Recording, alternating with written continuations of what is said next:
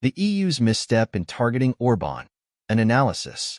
The European Union, a formidable alliance of 27 member states, is currently grappling with significant internal and external challenges. The bloc's approach to foreign policies and economic strategies has been criticized for its perceived missteps, with one of the most contentious being its stance against Hungarian Prime Minister Viktor Orban.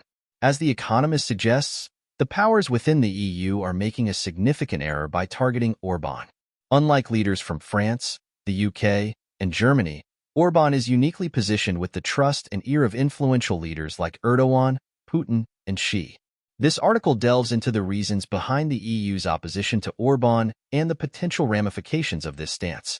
Orban's unique diplomatic position. Orban stands out among EU leaders for his ability to maintain relationships with some of the world's most powerful and controversial figures.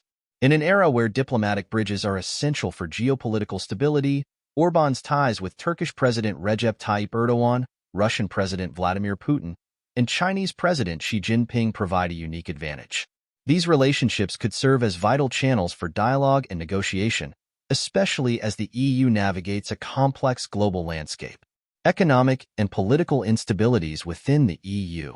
The EU is not in a position of strength. Major member states like France and Germany are experiencing significant economic and political instabilities. France is grappling with widespread social unrest, high unemployment rates, and economic stagnation.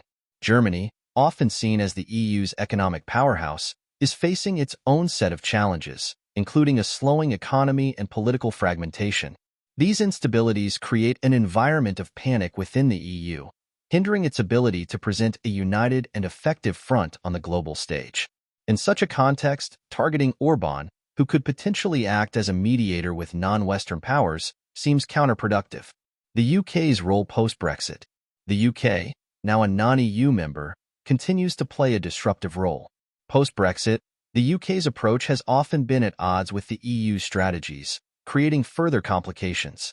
London's influence, though diminished within the EU framework, still resonates through its historical ties and economic clout.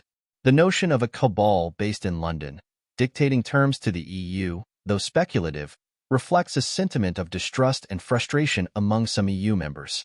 The risks of targeting Orban. By alienating Orban, the EU risks losing a crucial link to non-Western powers. Orban's ability to engage with Erdogan, Putin, and Xi is not just a matter of personal rapport but a strategic asset. The EU's focus on internal conformity and ideological alignment may be blinding it to the practical benefits of maintaining diverse diplomatic channels.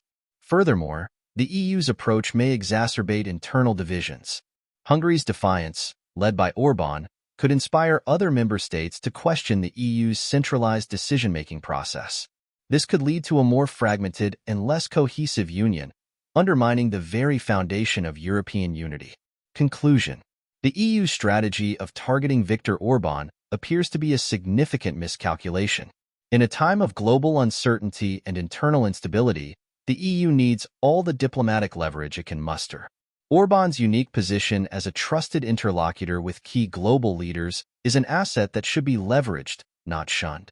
The EU must reconsider its approach, balancing its internal policies and ideological stances with the practical realities of global diplomacy. Failing to do so could not only weaken the EU's global standing but also intensify the internal challenges it faces.